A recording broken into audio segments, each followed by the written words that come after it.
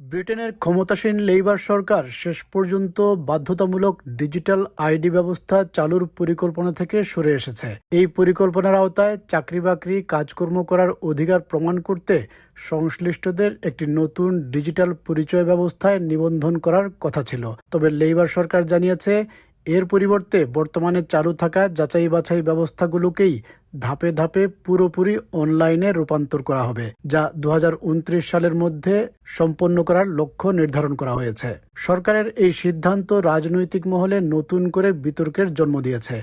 বিরোধী conservative party সরকারকে দিক নির্দেশনাহীন বলে আক্রমণ করেছে এবং এই পদক্ষেপকে আরেকটি নীতিগত পিছু হটা বলে চিহ্নিত করেছে। সাম্প্রতিক সময়ে সরকারের একাধিক নীতি পরিবর্তনের সঙ্গে এই ঘটনাকেও যুক্ত করা হচ্ছে, যেমন কৃষিজমির ইনহেরিটেন্স ট্যাক্স এবং পাবগুলোর বিজনেস ট্যাক্স সংক্রান্ত সিদ্ধান্ত প্রত্যাহার করা। হাউস অব কমন্সে বিষয়টি নিয়ে বুধবার উত্তপ্ত বিতর্ক হয়েছে। Mr. Speaker, can I welcome the Prime Minister's latest U-turn? I feel like I say that every week. Mandatory digital ID was a rubbish policy, and we on this side of the House are glad to see the back of it.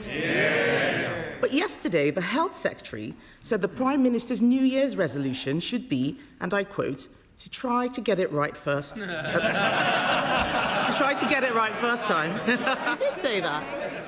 My question is, does he agree? Mr. Speaker, I'm determined to make it harder for people to work illegally in this country, and that's why there will be checks, they will be digital, and they will be mandatory. বিরোধীরা সরকারের অবস্থান পরিবর্তনের সমালোচনা করলেও সরকারও পাল্টা যুক্তি দেয়।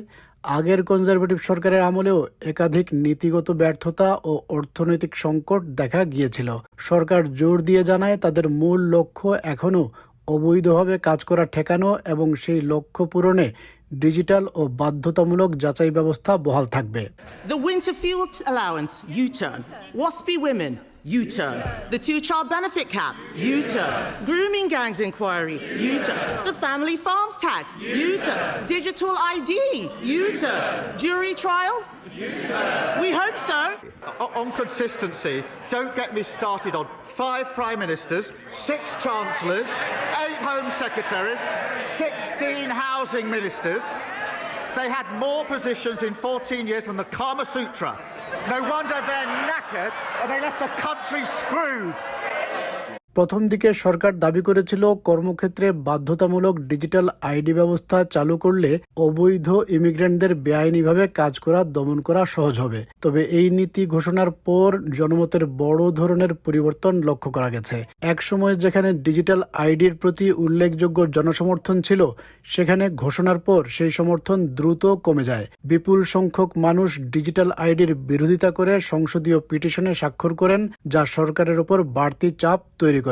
লেইবার পার্টির অভ্যন্তরেও অসন্তোষ ক্রমশ স্পষ্ট হয়ে উঠেছে। অনেক এমপি শুরু থেকেই বাধ্যতামূলক ডিজিটাল আইডি ব্যবস্থার পক্ষে কথা বলতে স্বাচ্ছন্দ্যবোধ করছিলেন না। নীতি পরিবর্তনের পর তাদের মধ্যে হতাশা ও ক্ষোভ আরও বেড়েছে। কেউ কেউ মনে করছেন, বারবার অবস্থান বদলের ফলে সরকারের বিশ্বাসযোগ্যতা ক্ষতিগ্রস্ত হচ্ছে। Well, look, there's no wonder Labour MPs are cheesed off. I've spoken to the Prime Minister privately and I've said to him, stop marching up the hill to march us back down again on policy positions which we know inevitably are not going to fit.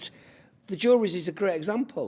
It is unworkable. বর্তমানে ব্রিটেনে কোনো নিয়োগকর্তাকে কর্মী নিয়োগের আগে তার এই দেশে কাজ করার অধিকার আছে কিনা তা যাচাই করতে হয়। 2022 সাল থেকে ব্রিটিশ ও আইরিশ পাসপোর্টধারীদের ক্ষেত্রে সরকার অনুমোদিত ডিজিটাল যাচাই ব্যবস্থা চালু রয়েছে। কিছু ইমিগ্রেন্টের ক্ষেত্রে হোম অফিসের অনলাইন ব্যবস্থার মাধ্যমে ইমিগ্রেশন স্ট্যাটাস যাচাই করা হয়।